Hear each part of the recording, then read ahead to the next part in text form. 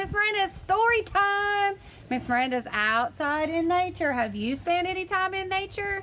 Today's story is called What If There Were No Bees? A book about the grassland ecosystem by Suzanne Slade and illustrated by Carol Schwartz. Cover, cover, cover, back.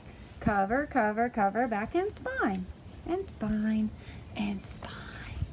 That's right. Take a look at the illustration, boys and girls. What do you see?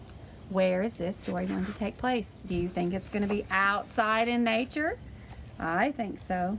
Have you ever seen a bee? Don't be fooled by a bee's size. It's tiny compared to the foxes, skunks, and owls that share its grassland home. But bees do the work of giants. Bees spend countless hours darting from flower to flower to collect pollen and nectar.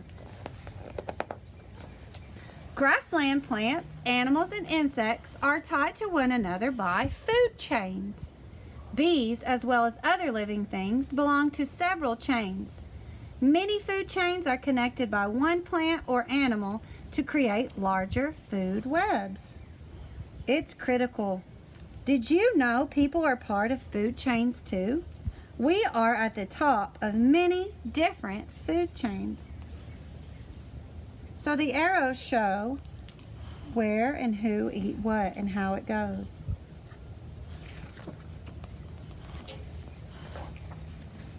Flowers are a bee's best friend. They're often filled with a sweet liquid called nectar. Bees sip nectar to keep their energy. Honeybees also use nectar to make honey. As bees collect nectar, tiny pieces of pollen stick to their furry legs. When bees visit other flowers, the pollen falls off. Flowering plants need pollen to create seeds and fruits, and this process is called pollination. Pollination. There it is. See their little baskets on their legs holding that pollen, flying it around. As bees fly around to collect food, they face many dangers.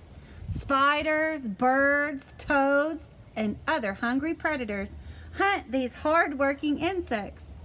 Pollution and some of the pesticides farmers use to protect their crops can also hurt bees. Mice often make unwelcome nests in honeybee boxes. While the mice aren't dangerous to the bees, they do damage the boxes and the honeybee's honeycomb.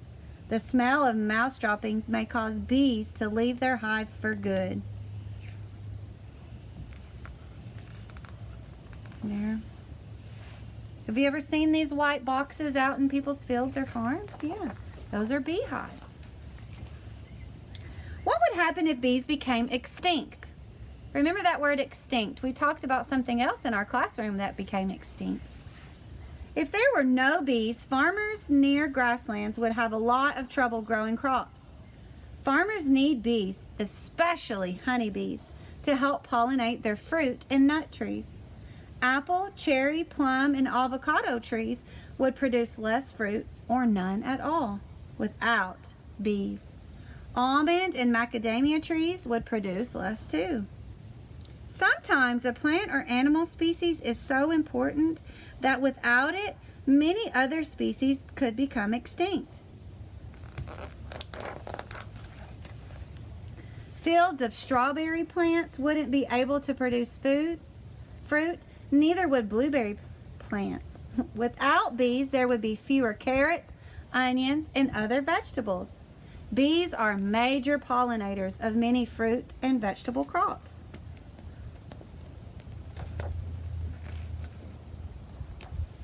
Grassland flowers and other plants wouldn't make seeds without bees. So the black illustration is showing you, boys and girls, it would be gone. Flowering bushes and nearby forests couldn't grow berries for birds. So soon, many mice, squirrels, and other animals would not have enough food to survive. Honeybees make honey from the nectar they collect. Bears, skunks, mice, and ants love the sweet honey. It's an important food source for them. Without honey, these animals and many others would suffer. Without bees, grasslands and nearby farms and forests would become quieter, less colorful places. Fewer truckloads of fresh fruits and vegetables, no flowering plants blanketing the wide open fields, no bright berries or crunchy seeds for the forest animals to eat. So everything would be going away without bees. What would happen if bees became extinct? All kinds of things. The loss of one small creature, even as small as the bee, can have a huge effect on the ecosystems of our world. Today, scientists are studying bees closely to learn how to keep them safe and healthy. Farmers are finding new ways to control pests. All this hard work should mean more bees buzzing around in the future. Note, bees live on every continent in the world except Antarctica, and they live in all kinds of ecosystems, including desert, tundra, and forests. This book focuses on bees in the grassland ecosystem. So do you see the map up here of all the continents? And the yellow part shows where these honeybees live in the grassland.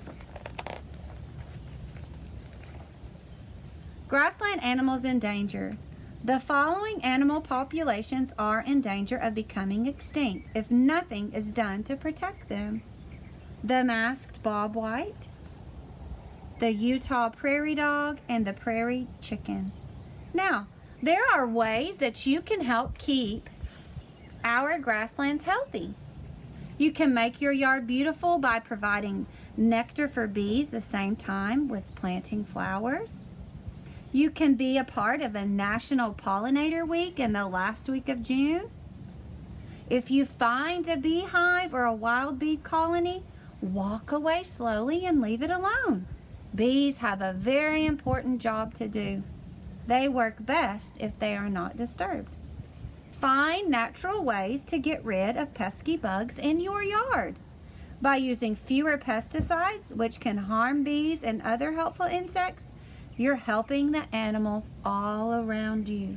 So remember, boys and girls, something as tiny as a bee plays a huge impact on everything that we do and everything that we eat. So if you don't have this book at home, this is a good book to add to your home library. I want you to illustrate ways that you can help our bee. How can you protect your bee? What can you do? I'll see you next time.